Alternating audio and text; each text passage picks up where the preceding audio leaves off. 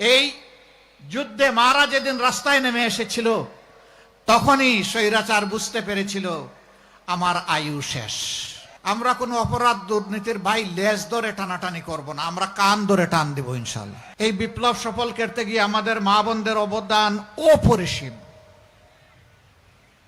15 জুলাই যেদিন আমাদের কলিজার টুকরা মেয়েদের গায়ে ওর হাত দিয়েছিল ঢাকা বিশ্ববিদ্যালয়ের বুকে রাতের বেলা, সেদিনই বাংলাদেশে আগুন জ্বলে উঠেছিল। পরের দিন সেই আগুনের বিস্ফোরণ হয়েছিল সারা দেশে। চট্টগ্রামে একজন সহ 6 জন জুলাই যুদ্ধে তাদের জীবন এই জাতির জন্য উপহার দিয়েছিল। বিশেষভাবে স্মরণ করতে হয় আবু সাইদকে। বেগম রোকেয়া বিশ্ববিদ্যালয়ের মেধাবী ছাত্র রাস্তায় নেমে বলেছিল, আমার অধিকার দে, না হয় আমাকে একটা গুলি দে। ডানা মেলে পড়েছিল, বুকের ভিতরে তুমুল ঝড়, বুক পেতেছি গুলি কর। বুক পেতেছিল, পিঠ দেখায় নাই। বীরেরা কখনো পালায় না, বীরেরা হয় বিজয়ী হয়, না হয় গুলিকে শাহাদত বরণ করে। আবু সাইদ এবং তার সঙ্গীরা আমাদেরকে যাওয়ার সময় বলে গেছে, ও জাতি, তোমাদের জন্য আল্লাহর দেওয়া সবচেয়ে মূল্যবান সম্পদ জীবন দিয়ে গেলাম। আমাদের লাশ তোমাদের কাঁধে, আমাদের রক্ত তোমাদের হাতে। আমাদের লাশের সাথে বেঈমানি করবা না।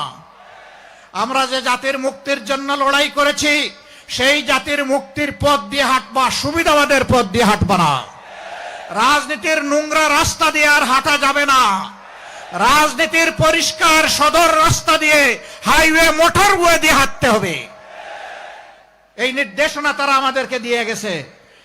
আমরা জুলাই শহীদ এবং যোদ্ধাদেরকে কথা দিচ্ছি, ইনশাআল্লাহ আমরা তোমাদের সাথে বেঈমানি করব না।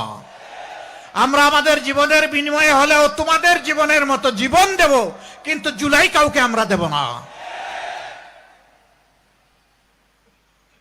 বলছিলাম মায়েদের কথা। এই যুদ্ধে মারা যেদিন রাস্তায় নেমে এসেছিল তখনই স্বৈরাচার বুঝতে পেরেছিল আমার আয়ু শেষ। দিশাহারা হয়ে জুলাই মাসের 31 তারিখ তারা সম্পূর্ণ বেআইনিভাবে বাংলাদেশ জামাত ইসলামীকে নিষিদ্ধ করতে চাইল। একদিন পরে 1 তারিখ সেই ঘোষণা দিল। আমি কৃতজ্ঞ, মোবারকবাদ জানাই। এই সিংহ পুরুষ, আপনাদের অহংকার, আপনাদের গৌরব। মুক্তিযুদ্ধে যিনি সর্বপ্রথম বিদ্রোহের ঘোষণা দিয়েছিলেন ইস্ট বেঙ্গল রেজিমেন্ট থেকে,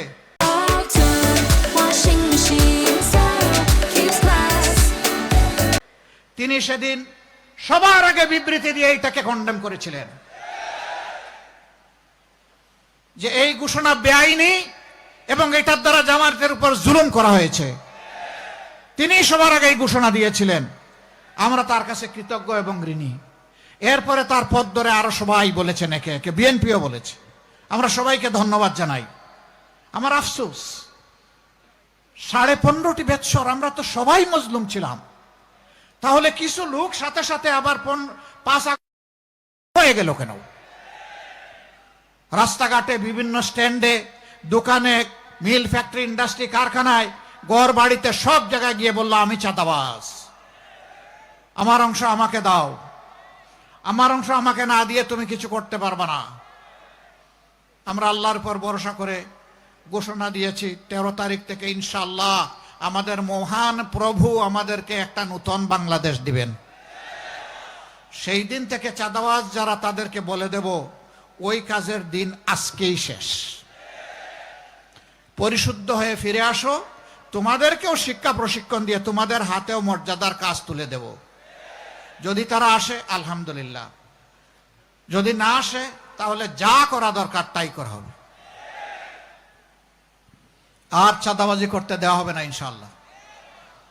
ঠিক যত ধরনের অপরাধ দুর্নীতি আছে, আমরা কোনো অপরাধ দুর্নীতির ভাই লেজ ধরে টানাটানি করব না, আমরা কান ধরে টান দিব ইনশাআল্লাহ। কান কোথায় থাকে? মাথার 2 পাশে না? ওই মাথা ঠিক হলে সব ঠিক। মাথা হচ্ছে জাতির নেতৃত্ব। মাথা যখন পচে যায়, শরীর আর তখন কাজ করে না। আমাদের 54 বৎসরের নেতৃত্ব নিজেদেরকে সুস্থ মাতার প্রমাণ দিতে পারে নাই। এই জন্যই জনগণের টাকা লুণ্ঠন করে এরা বড়লোক হয়েছে, কিন্তু জনগণের যা পাওনা ছিল সেটা জনগণ পায় নাই।